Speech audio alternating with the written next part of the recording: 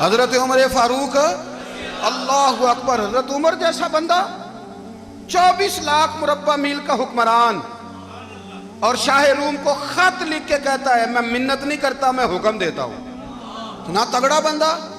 جنگ قادسیہ کے لیے حضرت سعد بن ابی وقاص کو بھیجا، فتوح شام پڑھ کے دیکھیں۔ حضرت عمر بڑے پریشان ہیں، اتنے دن ہو گئے کوئی رپورٹ ہی نہیں آئی۔ اب تو موبائل ہے نا، تو ایک ایک منٹ کی رپورٹ لیں آپ، بلکہ آپ ایک ایک منٹ کی فوٹو لیں، آپ رپورٹ تو دور رہ گئی۔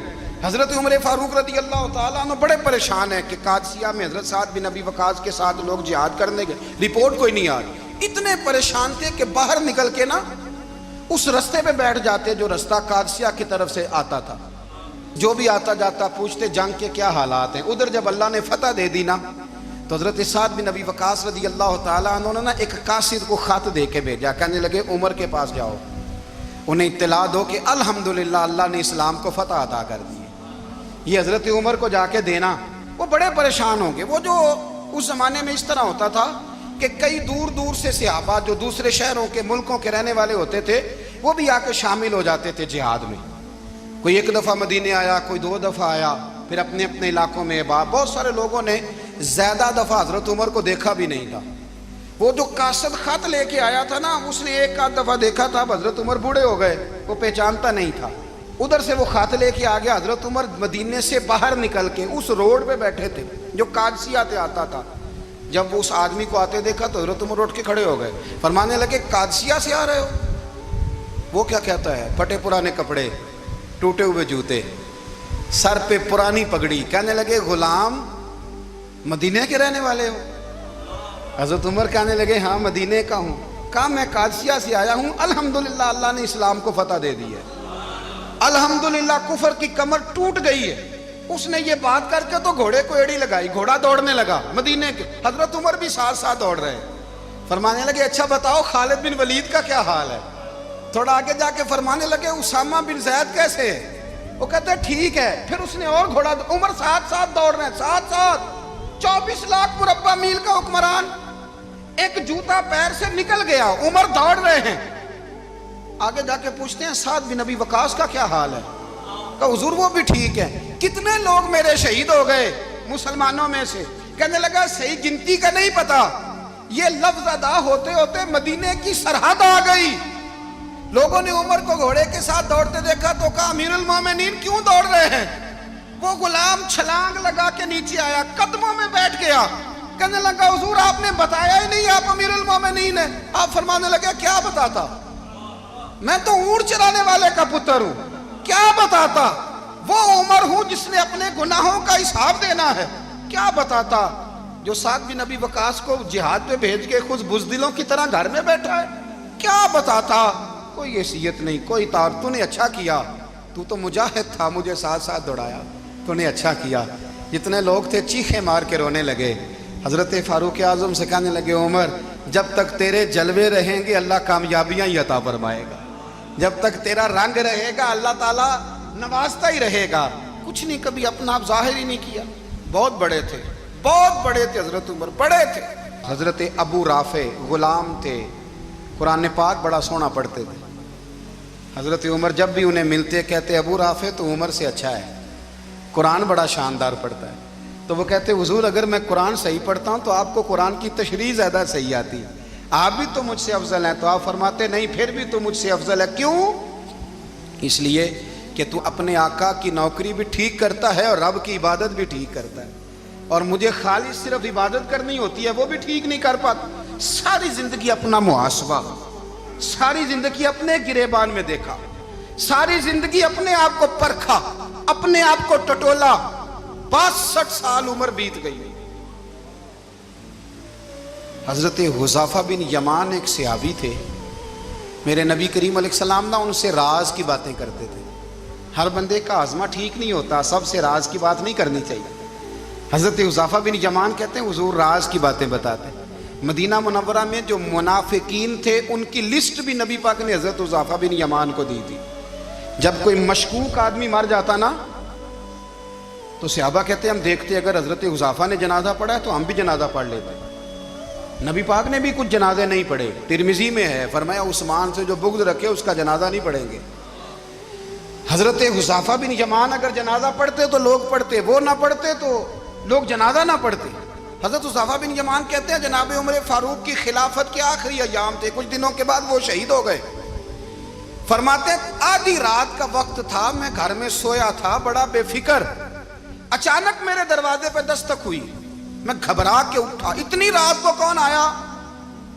کہتے ہیں قربان جاؤں، دروازے پہ گیا تو امیر المومنین فاروق اعظم دروازے پہ۔ میں نے کہا عمر کوئی حکم تھا تو مجھے بلا لیتے۔ کہنے لگے میں نا امیر بن کے نہیں آیا، تیرا ویر بن کے آیا ہوں۔ امیر المومنین کی حیثیت سے سرکاری کام سے بلاتا تو وہاں بلاتا، مجھے ایک ذاتی کام پڑ گیا۔ کہتے ہیں میں نے عمر کو گھر کی اندر بلا کے چارپائی پہ بٹھایا، میں نے کہا حضور میں غریب آدمی ہوں، میں کیا آپ کے کام آ سکتا ہوں؟ تو کہتے ہیں انہوں نے نا مجھے ساتھ بٹھا لیا، پھر میرا ہاتھ پکڑ لیا، کہنے لگے تو عمر کو جانتا ہے؟ عمر جھوٹ نہیں بولتا، تو جانتا ہے عمر وعدوں کا پکا ہے؟ کہا حضور جانتا ہوں۔ کہا میں اس وقت آیا ہوں جب دیکھ بھی کوئی نہیں رہا۔ حضرت حذیفہ بن یمان کہتے ہیں پریشان ہو گیا، حضور پہلیاں نہ بجھوائے، مہربانی کر بتائیں کدھر آئے ہیں؟ تو حضرت عمر فاروق فرمانے لگے 62 سال کا ہو گیا ہوں، 63 میں چل رہا ہے، داڑھی سفید ہو گئی ہے، پھل پک گیا، اٹھ فریدہ ستیا، داڑھی آ گئی پور، اگا نیڑے آ گئی، پیچھا رہ گئی دور، اب قبر اشر کا معاملہ صاف نظر آنے لگا ہے۔ کہا حضور مجھ سے کیا چاہتے ہیں؟ حضرت عمر رو پڑے، کہنے لگے آج میں عشاء کے بعد نکلا ہوں تو نبی پاک کے صحابہ مجھے نیک کہہ رہے تھے، پھر میں نے بچوں کی ماں سے اور بچوں سے بھی پوچھا ہے، وہ بھی مجھ سے راضی ہیں، پر حذیفہ تیرے ساتھ نبی پاک راز کی باتیں کرتے تھے، سچ بتا کہیں عمر کا نام منافقوں میں شامل تو نہیں؟ سچ بتا ان منافقین میں تو شامل نہیں، کہیں اوپر سے تو نہیں سارا کچھ؟ حضرت حذیفہ بن یمان کہتے ہیں میں باپ کے مرنے پہ اتنا نہیں رویا جتنا عمر کے سوال پہ رویا۔ میں قدموں میں بیٹھ گیا، میں نے کہا نہیں عمر یہ تو میں نے نہیں سنا، لیکن یہ میں نے نبی پاک سے ضرور سنا ہے کہ میرے بعد اگر کوئی نبی ہوتا تو عمر ابن خطاب ہوتا۔ یہ میں نے اپنے کانوں سے سنا ہے کہ عمر جس گلی سے گزرے شیطان رستہ بدل جاتا ہے۔ یہ میں نے اپنے کانوں سے سنا ہے کہ 950 سال حضرت جبریل جناب عمر کی شان بیان کریں تو پھر بھی بیان نہیں ہو سکتا، یہ میں نے ضرور سنا۔ دوستو ساری زندگی حضرت عمر نے اگر دوسروں کا محاسبہ کیا تو اپنا اور اپنے بچوں کا بھی کڑا خیال رکھا، اپنی ذات پر بڑی توجہ دی۔ جو لوگ اپنا بھول جاتے نا، ہمیں اپنی صحت کا بڑا خیال ہے لیکن اپنی روحانی زندگی کا کوئی خیال نہیں ہے۔ حضرت عمر فاروق رضی اللہ تعالیٰ عنہ نا باہر والوں کا بھی بڑا سخت حساب کرتے تھے۔ بڑا ایک گورنر صاحب نے لباس بڑا شاندار پہننا شروع کر دیا تھا تو حضرت عمر نے اتروا کے نا تو انہیں ٹاٹ کا لباس پہنا کے تو اونٹ چرانے کی ڈیوٹی دے دی تھی، اتنا سخت احتساب کرتے۔ کسائی کی دکان پر بھی 1-2 گھنٹے کھڑے ہوتے تھے، جو آدمی مسلسل 2 دن گوشت خریدتا تھا نا فرماتے تھے اس کا ٹیکس بڑھا دو، لوگوں کو دال نہیں مل رہی اور یہ روز گوشت کھاتا ہے۔ حضرت فاروق اعظم اس کو جزیہ کہا جاتا تھا، یا کچھ اور معاملات ہوتے تھے بڑھا دیتے تھے۔ مسلسل جو 2 دن آدمی گوشت کھاتا تھا فرماتے تھے مدینے میں غربت ہے، اگر یہ والا نظام تم کرو گے تو غریب لوگ کس کی طرف دیکھیں گے۔ لیکن اس سے زیادہ بڑھ کر جو ان کی زندگی کا معیار اور سٹیٹس تھا وہ یہ تھا کہ اپنے گھر کا خاص خیال رکھتے، خاص توجہ کرتے۔ ملک شام سے اور ایران سے کچھ لوگ آپ کی خدمت میں آئے تو وہاں سے کچھ کنیزیں بھی آئیں، ان کے بادشاہ کا پیغام لے کے۔ شاہ ایران کی کنیز کو ملکہ نے کہا کہ نا حضرت عمر کی زوجہ کو دیکھ کے آنا ذرا کس طرح کی ہے۔ ہمارے ملک میں کیا کہتے ہیں خاتون اول، باقی سارے دوؤں میں خاتون اول، ذرا خاتون اول کو دیکھ کے آنا۔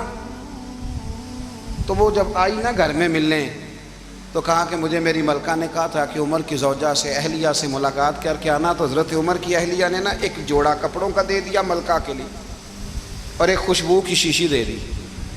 اب جب وہ تحفے وہاں گئے تو اس ملکہ نے نا کچھ سونے کا سامان بھیجا، کچھ زیورات بھیجے، کچھ تحائف بھیجے۔ جب حضرت عمر کے گھر آئے نا وہ خادم لے کے آیا، اس نے کہا جی آپ کی اہلیہ نے تحفے بھیجے تھے، تو جواب میں شاہ ایران کی بیوی نے یہاں جس ملک کا وہ سفیر تھا انہوں نے بھی یہ بھیجے۔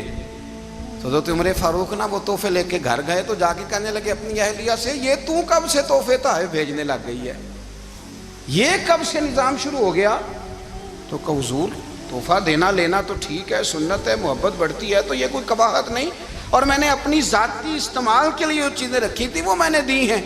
تو حضرت عمر فاروق رضی اللہ تعالیٰ عنہ فرمانے لگے ہم نے کسی ملک کے ساتھ اور اس کے بادشاہ کے ساتھ ذاتی تعلق نہیں بنانا، تعلق جو بھی بنے گا رسول اللہ کے دین کی برکت سے بنے گا، ذاتی رشتے نہیں ہم نے قائم کرنے۔ ذاتی آپ کے ملک کی جو ایئر لائن جس کا ہر سال خسارے کا ڈنڈورا پیٹا جاتا ہے نا، وہ ہمارے بادشاہ صاحب اور صدر صاحب اگر غیر ملکیوں کو گھوڑا کبھی بھیجنا ہو نا، گھوڑا، تو پورا ایک جہاز گھوڑا لے کے تحفے میں جاتا ہے، پورا جہاز غریب قوم کا یہ سرمایہ، اور قوم بڑی بادشاہ ہے، لائنوں میں لا کے ووٹ دیتی ہے، دو کام ہمیشہ لائن میں لا کے کرنے، ایک بل لائن میں لا کے جمع کرانا ہے اور ایک ووٹ لائن میں لا کے، تاکہ پھر پورے 5 سال لائن میں ہی لگے رہیں۔ مرضی سے آپ ووٹ دینا، پر جو بات درست ہے اس کو سنو۔ حضرت عمر فاروق رضی اللہ تعالیٰ عنہ نے اپنی اہلیہ سے پوچھا کتنے کا تھا وہ تیرا جوڑا اور خوشبو کی شیشی؟ انہوں نے کہا 3 دینار کی۔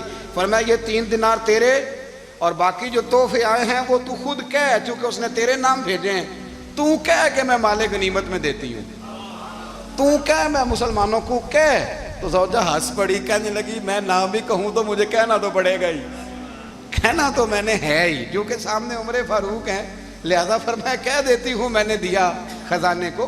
حضرت عمر نے جمع کرا لیا۔ میں یہ کیا بات ہے، میرے گھر والے جو مرضی کریں، ان کا معیار زندگی جس طرح کا مرضی ہو۔ اور حضرت عمر ایک جملہ کہا کرتے تھے، اللہ کرے کہ یہ باتیں اس دور حاضر میں ہماری سمجھ میں آئیں۔ حضرت عمر فاروق رضی اللہ تعالیٰ عنہ اپنے بچوں کو فرمایا کرتے تھے کہ بہت آدمی کو بھوک لگی ہو نا، اور پھر اس کی پسند کا کھانا پکا ہو، جتنے شوق سے وہ اس کھانے کو دیکھتا ہے نا، فرمایا اس طرح پوری قوم اپنے بادشاہوں کے خاندان کو دیکھتی ہے، اس تیزی کے ساتھ دیکھتے ہیں کہ ان کے گھر میں کیا ہو رہا ہے، ان کا معیار زندگی کیا ہے، ان کا سٹیٹس کیا ہے۔ آپ کے بچے دونوں کاروبار کے لیے مصر گئے، ایک بہت بڑا قافلہ گیا مدینے سے مصر تجارت کے لیے، تو یہ گئے تجارت کے لیے، تو حضرت عبداللہ ابن عمر اور حضرت عبید اللہ ابن عمر، حضرت عمر کے دونوں بیٹے گئے۔ جناب عمر فاروق کے بچے جب وہاں پہنچے تو مصر کے گورنر نے نا لوگوں کو تعارف کرایا کہ یہ عمر فاروق کے بیٹے ہیں۔ ایک چھوٹی سی بات کر دوں، یہ چودھری کے بیٹے کو کون بتاتا ہے کہ تو چودھری کا بیٹا ہے؟ باہر والے بتاتے ہیں، گھر والے۔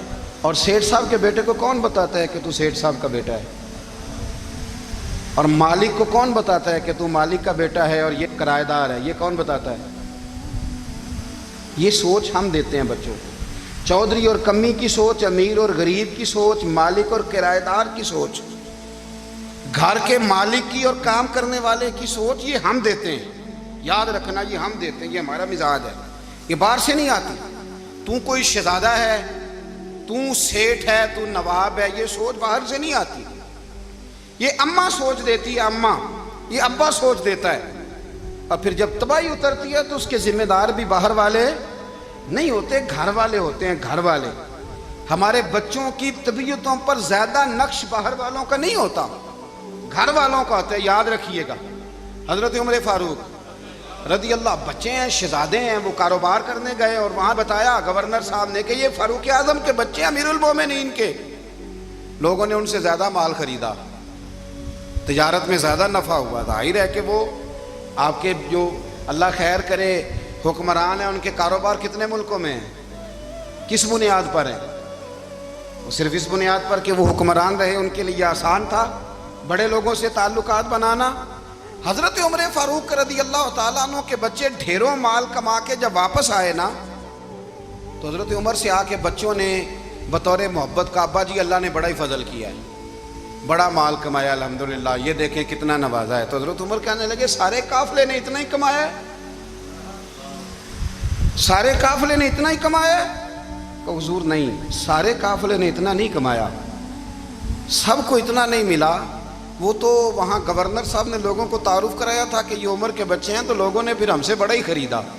تو حضرت عمر فرمانے لگے ٹھیک ہو گیا، میں بات سمجھ گیا، اس طرح کرو، جو تمہاری اصل زر تھی نا، جو راز تھی، وہ رکھ لو، اور باقی سارا مال مال خزانہ میں جمع کرا دو، اس لیے کہ یہ تم نے تجارت نہیں کی، یہ تم نے اپنے باپ کا نام بیچا ہے، یہ تم نے امیر المومنین کے بیٹے ہونے کا فائدہ اٹھایا ہے، فرمایا یہ تمہارا نہیں حق، یہ مسلمانوں کا ہے، اس لیے کہ یہ مال تم نے محنت سے نہیں کمایا، یہ باپ کی کرسی کا فائدہ اٹھایا ہے۔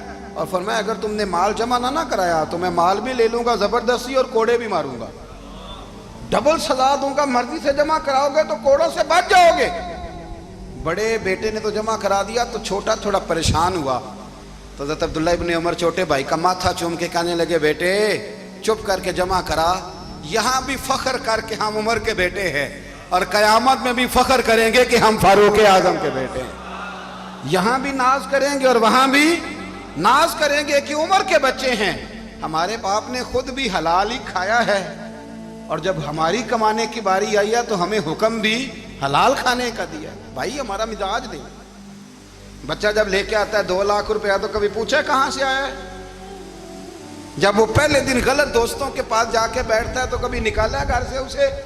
یہ بہت سارے خمیازے ہمیں اس لیے بھگتنے پڑتے ہیں کہ ہم ابتدا میں سوراخ بند نہیں کرتے، جب اس میں شگاف پڑ جاتا ہے، سیلاب آتا ہے تو ہمیں ہوش آتی ہے۔ حضرت عمر نے اپنے گھر میں نگرانی رکھی، کڑی نگرانی۔ زیادہ نماز گھر میں پڑھتے تھے حضرت عمر، نفلی نمازیں زیادہ کیوں بلا؟ میرے اصحاب مجھے حکم دیتے تھے کہ فرض نماز کے علاوہ نمازیں گھر میں پڑھنا، بچوں کو عادت پڑے گی، ذوق پیدا ہوگا، ان کو پتہ چلے گا کہ ہمارے گھر میں 5 وقت کوئی اور کام بھی ہوتا ہے۔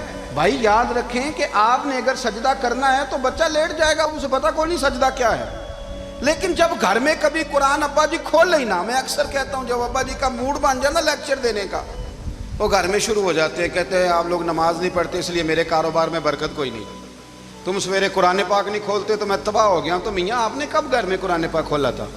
آپ نے کب نماز پڑھی؟ آپ نے کب گھر کے اندر اللہ رسول کا ذکر کیا تھا؟ آپ نے کب حدیث چھیڑی؟ آپ نے بھی تو گھر کے اندر جب بھی آپ آئے ہیں تو آپ نے وہی کچھ کیا جو دنیا دار کرتے ہیں۔ آپ بھی تو اپنا موبائل لے کے الگ کونے میں بیٹھ گئے، آپ نے بھی تو کہا ہے کہ اب تمہارے چینل ختم، اب میری مرضی والا چلے گا۔ تو جو آپ نے کیا ہے بچے بھی وہی کام کریں گے۔ آپ نے بھی گپ شپ لگائی ہے تو وہ بھی لگا رہے ہیں۔ یہ سمجھ لیں جو کام آپ کریں گے آپ اپنے بچوں کی سیرت میں اس کا جلوہ دیکھ لیں گے۔ بڑی پکی سی بات ہے کہ آپ کو بچے کی عادتیں دیکھ کے سمجھ آ جائے گی کہ میں بھی یہی کرتا تھا اور یہ بھی۔ حضرت عمر فاروق رضی اللہ تعالیٰ عنہ وصال فرما گئے، تو آپ کے وصال کے بعد حضرت عثمان غنی رضی اللہ تعالیٰ عنہ نے آپ کی ایک بیوہ سے نکاح کیا، حضرت عمر کی ایک بیوہ سے۔ جب وہ آپ کے نکاح میں آئی تو کہنے لگی حضرت عثمان غنی سے کہ حضور نہ تو میں خوبصورت ہوں اور نہ میں جوان ہوں، نہ آپ کی کوئی خدمت کر سکتی ہوں، میرے ساتھ نکاح کرنا سمجھ میں نہیں آیا۔ کیا شاندار جواب دیا حضرت عثمان غنی نے، کیا خوبصورت جواب دیا۔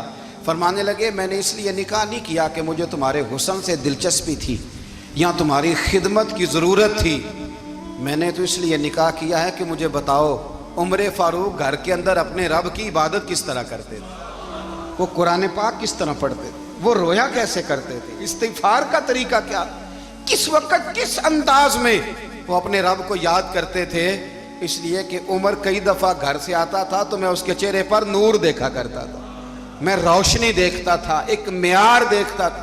نکاح اس لیے کیا ہے کہ مجھے عمر کی جو گھر کے اندر کی عبادت ہے اس سے آگاہ کرو، تاکہ عثمان غنی بھی چاہتے ہیں اس طرح کے عمل کرو جس طرح کہ عمر فاروق کر کے گئے ہیں۔ بھائی جب تک ہم اپنے گھر میں وہ توجہ نہیں دیں گے، وہ مزاج دیکھیں نا، ہمارے گھروں میں جب نقشہ پاس ہوتا ہے تو ٹی وی لان بھی اس میں ہوتا ہے، ڈرائنگ روم بھی ہوتا ہے، نماز کی جگہ بھی ہوتی ہے نقشے میں۔ صحابہ جب گھر بناتے تھے تو ایک مسجد بیت کا نقشہ پاس کرتے تھے، ذہن میں رکھتے تھے کہ یہ کونا نماز کے لیے، وہاں جوتے لے کے کوئی نہیں جائے گا، وہاں نماز پڑھی جاتی تھی، عورتیں وہاں اعتکاف کرتی تھیں۔ ٹی وی لان تو آ گیا ہے اور گھر کے اندر ٹی وی رکھنے کے لیے تو ایک کمرہ الگ سے بنا دیا گیا ہے، اور اب جو نئے نقشے پاس ہو رہے ہیں اس کے اندر گھروں کے اندر جگہ بنائی گئی ہے جہاں کمپیوٹر رکھے جائیں، اور بچوں کے لیے وائرنگ ہوگی نیچے تاکہ انہیں کوئی مشکل درپیش نہ ہو۔ یہ ساری چیزیں ہم نے نہانے کے لیے گھروں کے اندر اتنے بڑے واش روم بنائے ہیں کہ لگتا یہ ہے کہ سوائے نہانے کے اور کام ہی نہیں کوئی گھر میں ہوگا، ہر چیز آ گئی۔ پر اللہ کرے کوئی تفسیر بھی ٹیبل پہ پڑی نظر آئے، کوئی حدیث کی کتاب بھی ٹیبل پہ پڑی نظر آئے۔ اللہ کرے کہ جس طرح ابا لطیفہ سن کے آتا ہے تو جب تک سنا نہ لے اسے ہضم نہیں ہوتا، اللہ کرے کہ وہ جمعے میں بیان سن کے جائے تو اس کا بھی دل کرے میں اپنے بچوں کو سناؤں. وہ نبی پاک کی کوئی حدیث کہیں سے سنے تو گھر جا کے سنائے. جب تک یہ معیار نہیں بنتا آپ کیسے توقع کرتے ہیں کہ گھر کے اندر اللہ کی رحمتیں نازل ہوں گی؟ آپ یہ کیسے توقع کرتے ہیں کہ گھر کے اندر وہ معیار اور وہ مزاج بنے گا؟ حضرت عمر فاروق نے ذاتی زندگی پر جو توجہ دی، گھر والوں کے معیار پر جو توجہ دی حضرت عمر فاروق رضی اللہ تعالیٰ عنہ نے، وہ بھی بڑی دیدنی ہے. حضرت ابو موسیٰ اشعری کو نا آپ نے وزیر خزانہ بنایا تھا. تو حضرت ابو موسیٰ اشعری کہتے ہیں کہ حضرت عمر کو شیخ خزانے میں رہنے تو دیتے نہیں تھے. تو ایک دن نا میں صفائی کر رہا تھا اس کمرے کی جس میں خزانہ رہتا تھا. ہمارے تو ملک میں جو جاتا ہے وہ صفائی کر کے ہی جاتا ہے، اللہ خیر کرے. اور خیر معیار بدلتا ہے. جو پچھلی حکومت ہوتی ہے وہ قرضہ اٹھاتی ہے، وہ باہر سے جاتی ہے تو قرضہ لے کے آتی، اور جو نہیں آتی ہے وہ کہتی ہے ہمیں پیکج مل گیا ہے. وہ قرضہ نہیں اٹھاتے. ان کو کیا ملتا ہے؟ یعنی پچھلی نے قرضہ لیا تھا اور ہم نے، واہ جی واہ کیا خوبصورت انداز ہے. اس کا نام بدل کے نا، انہوں نے قرضہ لیا تھا اور ہم نے، میں کہا بڑے شاندار سیانے بندے ہو گئی. حضرت سیدنا ابو موسیٰ اشعری کہتے ہیں کہ میں نے نا مال غنیمت کی صفائی کی تو 1 دینار مجھے نا کہیں پڑا ہوا مل گیا. تو فرماتے ہمیں اجازت ہوتی تھی کہ 1 دینار ہم اپنی مرضی سے کہیں خرچ کر سکتے تھے. اگر آپ ناراض نہ ہوں تو ہمارے ہاں جب چیئرمین صاحب، ناظم صاحب ٹھیکے دیتے ہیں تو ٹھیکیدار ان کا چھوٹا بھائی ہوتا ہے، یا چچا کا بیٹا ہوتا ہے، یا خالہ کا بیٹا ہوتا ہے. وہ خود ناظم ہوتے ہیں اور ان کا چھوٹا بھائی ٹھیکیدار ہوتا ہے. یعنی وہ نا سارا کچھ گھر کے اندر ہی رہتا ہے. گھر کے اندر ایک پیسہ دیتا ہے، دوسرا واپس اس کو واپس کر دیتا ہے. گھر کے اندر ہی. اب تو خیر ہمارے لوگ سمجھدار ہو گئے. ایک بندہ ایک سیاسی جماعت میں ہوتا ہے، دوسرا دوسری میں، اور تیسرا جس کی بھی حکومت آئی حکومت تو ہماری رہے گی نا. ایک بندہ تو ہے نا اس جماعت میں. یہ اچھا لوگوں نے ایک طریقہ نکالا ہے. تو حضرت عمر کے بیٹا گزر رہا تھا تو حضرت ابو موسیٰ اشعری کہتے ہیں میں نے صفائی کی تو 1 دینار نکلا. تو میں نے وہ 1 دینار نا حضرت عمر کے بیٹے کو دے دیا. میں نے کہا لو بیٹا اپنے چچا کی طرف سے تحفہ. تو گھر جا کے انہوں نے حضرت عمر کو بتایا کہ چچا نے پیسے دیے ہیں. چھوٹے بچے تھے. حضرت عمر نے حضرت ابو موسیٰ اشعری کو بلا لیا اور بلا کے فرمانے لگے میں تو تمہیں اپنا دوست جانتا تھا اور تو نے میری اولاد کو ہی دنیا دار بنانا شروع کر دیا. میرے بچوں کو ہی تم نے دنیا دار پیسوں پہ لگانا شروع کر دیا. میں تو تمہیں یار سمجھتا تھا. فرمایا تمہیں چاہیے تھا میرے بیٹے کو نصیحت کرتے کہ بیٹا پیسوں سے رب راضی نہیں ہوتا، اس کی رضا والے کام کیے جائیں تو رب راضی ہوتا ہے. اور فرمایا تمہیں کوئی اور گھر نہیں ملا تھا تباہ کرنے کے لیے، میرا ہی گھر ملا تھا. اٹھاؤ اپنا دینار اور خبردار آج کے بعد میرے بچوں کے ساتھ یہ والی نیکی نہ کرنا. اور ہمارا کیا سٹیٹس ہے؟ دوستی ہے اس سے جو تحفے زیادہ دے، جو بچوں کو خراب کرنے میں مدد زیادہ کرے، اس کے ساتھ یہ رہنا. حضرت عمر نے گھر پہ اور سب سے بڑھ کر اپنی ذات پہ توجہ کی. حضرت ابو مالک رضی اللہ تعالیٰ عنہ کہتے ہیں میں عمر کے پیچھے پیچھے ایک باغ میں گیا، اکثر اس باغ میں جایا کرتے تھے. اور عمر جا کے نا تو درخت کے نیچے بیٹھ گئے اور فرمانے لگے او امیر المومنین اللہ سے ڈر جا، ورنہ جس رب نے حکومت دی ہے وہ عذاب بھی بڑھا دے گا. ڈر جا رب سے. کبھی ساری زندگی حضرت عمر نے اپنا کوئی تعارف نہیں کرایا، کبھی نہیں. ایک بندے نے آپ کے سامنے تعریف کر دی آپ کی تو فرمانے لگے تو خود بھی ہلاک ہوا اور مجھے بھی ہلاک کر دیا. کیا ضرورت پڑی ہے میری تعریفیں کرنے کی؟ اتنی دیر میری تعریف میں لگائی. اللہ کا ذکر کرتا رب تجھے ثواب دیتا، حضور پہ درود پڑھتا تو رب تیرے اوپر رحمتیں نازل کرتا. کس چکر میں؟ آج جتنا اچھی کوئی خوشامد کرے اتنی اچھی وزارت ملتی ہے، جتنی اچھی اس کو جو ہے وہ چاپلوسی کرنی آیا درجہ بھی اسے اتنا ہی اچھا ملتا.